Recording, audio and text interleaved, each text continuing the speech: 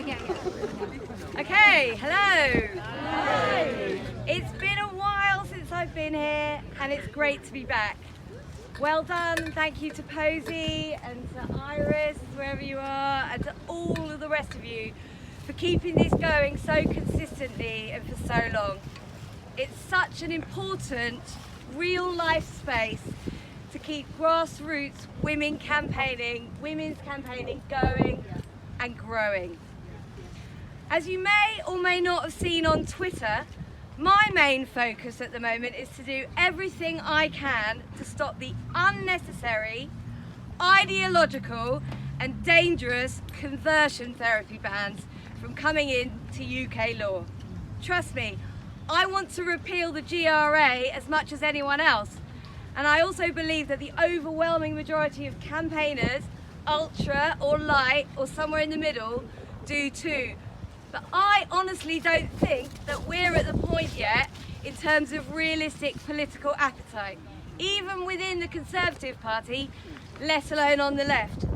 That's not to say that I think people should stop talking about it and campaigning for that, but it's a lot easier to stop laws coming in than to repeal existing legislation. I need to actually read my speech. On February the 9th, in the House of Lords, Baroness Burt of Solihull put forward a private members' bill. You may have seen some of the fantastic speeches from lords and ladies of every political party and none. If you haven't, I urge you to watch.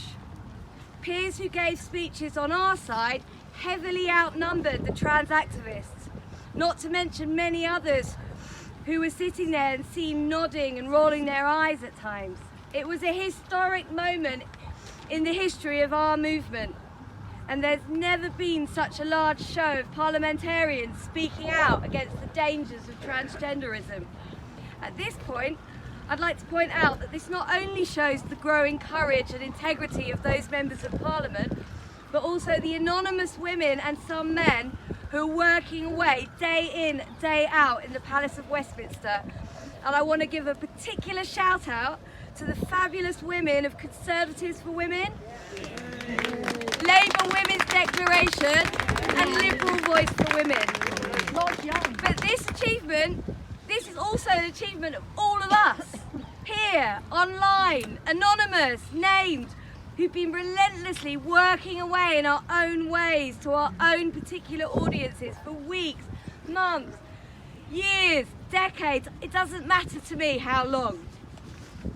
Every single one of us is pushing that Overton window wider and wider and sending this violent, sexist, homophobic ideology on its way.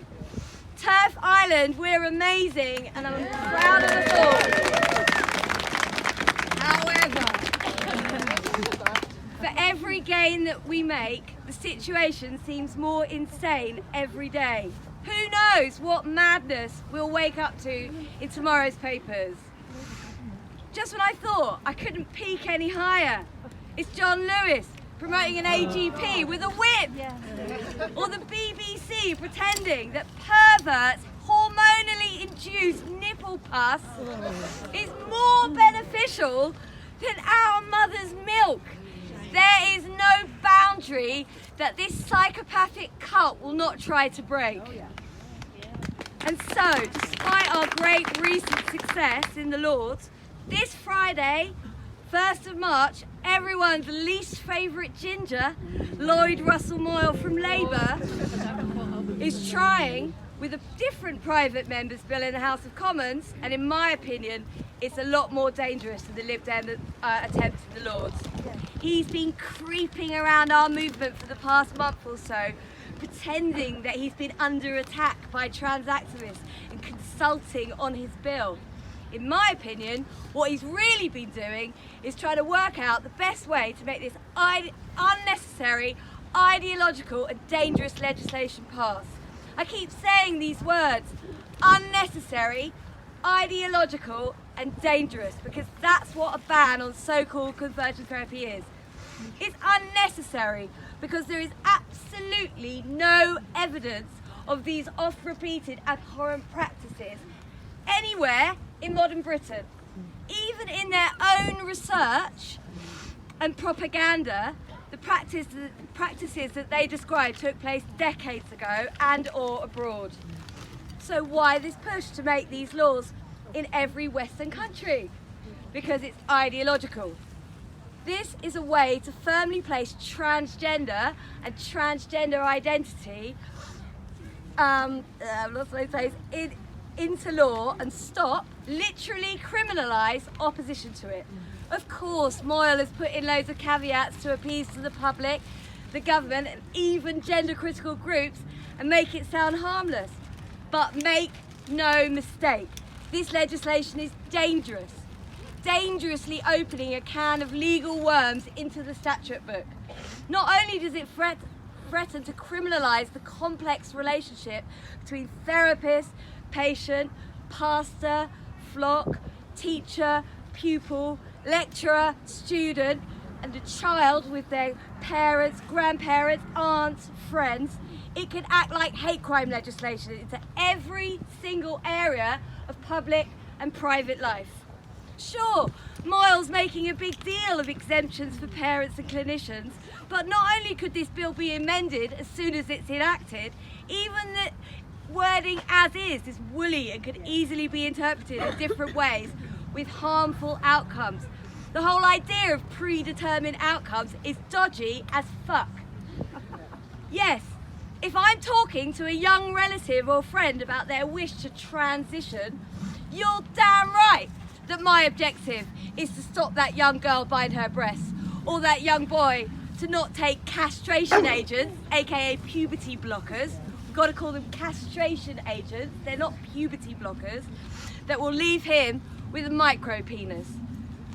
Of course, Lloyd Mustle Moyle's private member's bill may not pass. Baroness Burt's almost certainly won't. But Labour have pledged to do this as soon as they get into power. And there is even an appetite within the Conservative Party to find some kind of compromise. I imagine, it's just my conspiracy theory, that government is being threatened by international organisations like the World Health Organization, the UN, to do something with this now or risk being placed. What? They're all gutless. Yeah. Well, no, but I think that they are being threatened to be placed at the bottom of these LGBT lists of nations right before the general election. One moment. And this, I'm a lesbian. yeah, thank you. And this isn't just about lobbying MPs, although that's helpful. The facts of this are really not cutting through to the general public, who we know are generally on our side. So finally, I just want to say how this issue is bigger than the politics within our movement.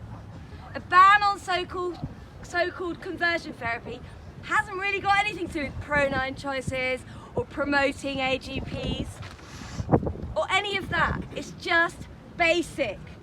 So whether you're an ultra or a light, a Christian or an atheist, Muslim or a Jew, your friend or an enemy, please do everything that you can to stop this unnecessary, ideological and dangerous ban on so-called conversion therapy.